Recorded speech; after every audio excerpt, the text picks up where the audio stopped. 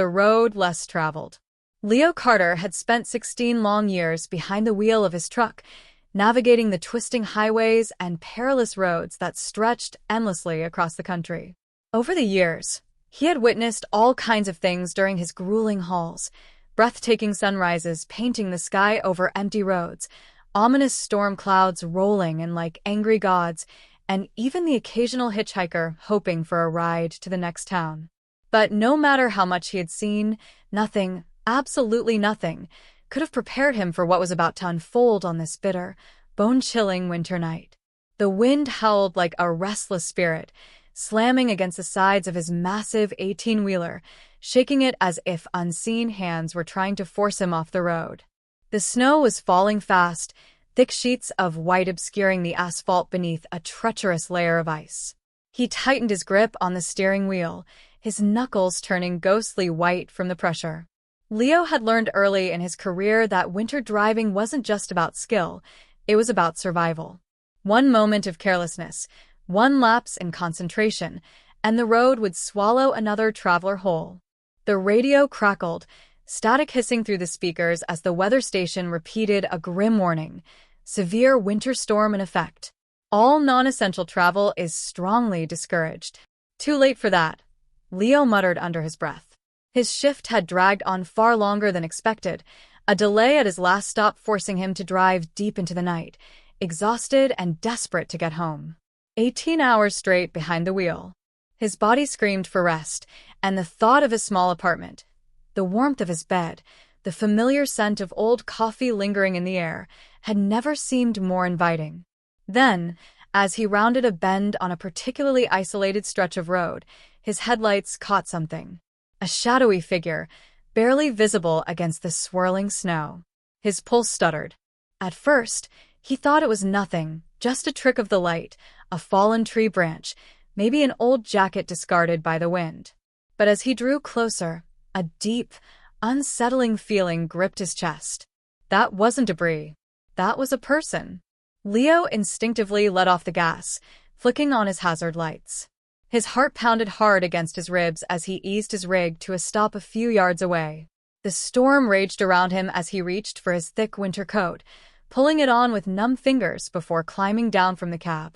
The cold bit into his skin like sharp needles as his boots crunched in the fresh snow. The figure was hunched over in the snow, curled up as if trying to make themselves disappear. A young woman. Her body was partially buried beneath the drifting snow, her thin coat and flimsy dress offering no real protection against the brutal temperatures. She wasn't moving. Leo dropped to one knee beside her, his breath curling in white clouds in the freezing air. He reached out, brushing snow away from her face. Cold. Ice cold. Her lips had turned a frightening shade of blue, her long dark hair fanning out across the snow like ink spilled on white paper. "Hey, can you hear me?" His voice was rough, urgent. He gently shook her shoulder. No response. His chest tightened. He pressed 2 fingers to the side of her neck, searching, hoping, praying. A pulse. Faint. Weak, but there. She was alive. Barely. Leo didn't hesitate. He scooped her up into his arms, startled by how shockingly light she was, just skin and bones, like a fragile bird caught in a storm. Her head lolled against his chest as he carried her back to the truck, his breath coming in short bursts from the effort. Climbing into the cab, he gently laid her down on the passenger seat, immediately cranking up the heater to full blast. She needed warmth. Fast. He grabbed a thick blanket from behind his seat, wrapping it tightly around her trembling body. Her breathing was shallow, almost non-existent. He unscrewed the lid of his thermos, the steam rising in soft tendrils as he pressed it carefully to her lips. "Come on, sweetheart, just a little sip. Please." His voice was soft, coaxing. She stirred. A flicker of movement. Her eyelashes fluttered, but she didn't wake. Leo swore under his breath. He couldn't wait. She needed a hospital, now. Throwing the truck into gear, he pressed his foot down, his tires skidding slightly before gripping the icy road. His mind raced. Who was she? What the hell had she been doing out here, alone, in the middle of nowhere, in a snowstorm that could kill a man in minutes. Had she been in an accident? Had someone left her out here? 100 questions clawed at his mind, but only one thing mattered right now: getting her to safety. He knew of a small truck stop about 20 miles ahead. It wasn't a hospital, but at least it was warm and there was a payphone. He could get help. Stealing a glance at the girl, he saw that her breathing had grown even more shallow. Her skin was almost ghostly pale. "Stay with me, okay?" His voice was firmer now, more urgent. "You're gonna be fine. Just hang on." The storm raged on, his headlights barely cutting through the thick curtain of snow. Then, a whisper, barely audible. "D. Don't let him." Leo's head snapped toward her. "What?" His heart slammed against his ribs. "Don't let who?" But she didn't respond. A chill coiled down his spine. And this time, it had nothing to do with the cold. As he adjusted the blanket around her, something slipped from the folds of her coat. A small, worn leather wallet landed in his lap. Leo hesitated. It felt wrong. Going through someone's things without permission wasn't something he did. But right now, he needed answers. Slowly, he flipped it open. His breath hitched. His blood ran cold. Because the name on the ID? He knew it. Knew it too well. Ava Caldwell. The air left his lungs. The name hit him like a freight train. Caldwell. That wasn't just any name. It was a ghost from his past. A name that carried power, weight, and danger. Vincent Caldwell. A name that haunted him. A man Leo had spent a decade trying to escape.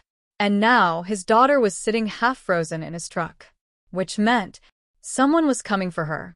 And that meant they were coming for him too. The choice that changed everything.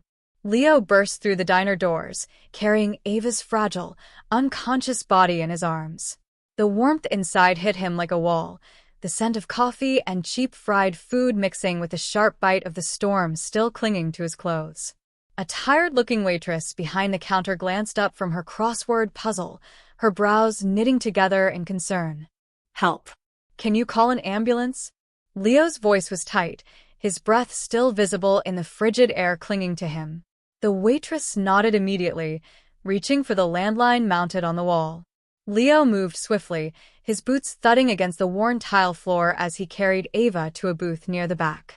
He laid her down gently, adjusting the blanket around her trembling form. Across the diner, a lone trucker sat hunched in the corner booth, hands wrapped around a steaming mug. He glanced up briefly, eyes dull with exhaustion, then looked away, uninterested. The world kept moving, unaware, or maybe just unwilling to care, about the danger that had just walked through the door. Leo rubbed his hands together, trying to push the stiffness from his fingers, but the ice running through his veins wasn't from the cold anymore. Something about this entire situation felt off. Wrong. His instincts, sharpened from years on the road, were screaming at him. He turned to the waitress. "Did you get through?" She frowned, shaking the receiver before setting it back in the cradle. "Phones are down." Storm must have knocked out the lines. Leo's gut clenched. First his phone, now the diners?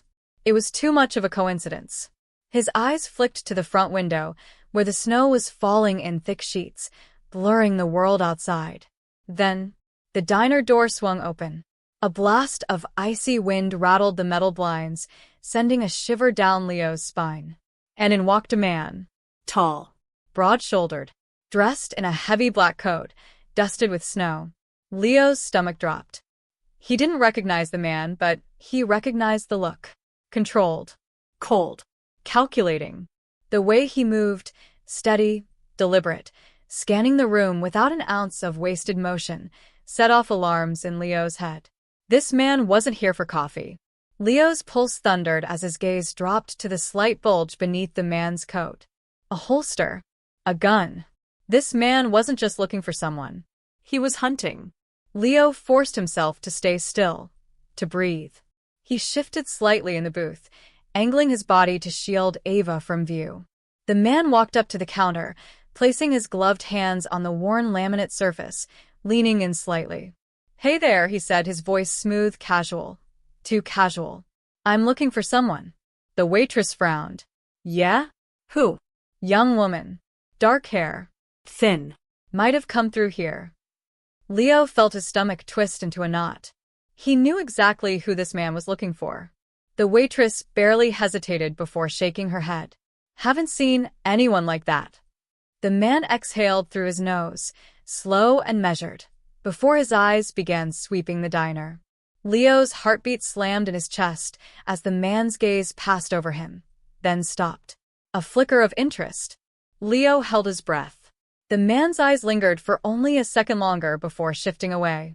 Then, without a word, he reached into his coat pocket and pulled out a small photograph, sliding it across the counter. If you do see her, let me know. The waitress barely glanced at it before responding. Like I said, haven't seen her. For a moment, the man didn't move. Then he nodded once, turned on his heel, and started toward the door. Leo exhaled, but his relief was short-lived. Because just as the man reached for the handle, he hesitated. His head tilted ever so slightly, just enough to glance back over his shoulder. And his eyes met Leo's. Leo's stomach clenched, but he forced his expression to stay neutral. He didn't flinch, didn't blink. The man studied him, just for a beat. Then, without another word, he stepped outside, disappearing into the storm. The diner fell into silence. The waitress let out a breath she hadn't realized she was holding. Well, that was weird. Leo swallowed hard. That wasn't weird. That was dangerous. Because men like that, they didn't give up. And now Leo had a choice. He could pretend this wasn't his problem. He could walk away, pretend he had never seen Ava lying in that snowbank, pretend he didn't recognize the look in that man's eyes. Or he could do what he knew was right, even if it meant putting himself dead center in the crosshairs. The road forward. Leo sat frozen in the booth, his mind racing. The storm outside raged, battering the windows with howling winds and thick waves of snow, but the storm inside him was far worse. That man in the black coat? He wasn't gone. Men like him didn't just leave. They waited. They watched. And when the moment was right, they struck. Leo's hands curled into fists beneath the table. He looked at Ava. Still unconscious. Still vulnerable. But the color was returning to her face, the warmth of the diner reviving her, little by little. It wouldn't last. She needed real help. A hospital. A safe place. But safe from what? Leo already knew. Safe from whoever had left her to die in the snow. Safe from the man who just walked in here, looking for her. Safe from Vincent Caldwell. Leo clenched his jaw. Because this wasn't just a girl who got lost in the storm. Ava Caldwell was running for her life. And now, Leo was running with her.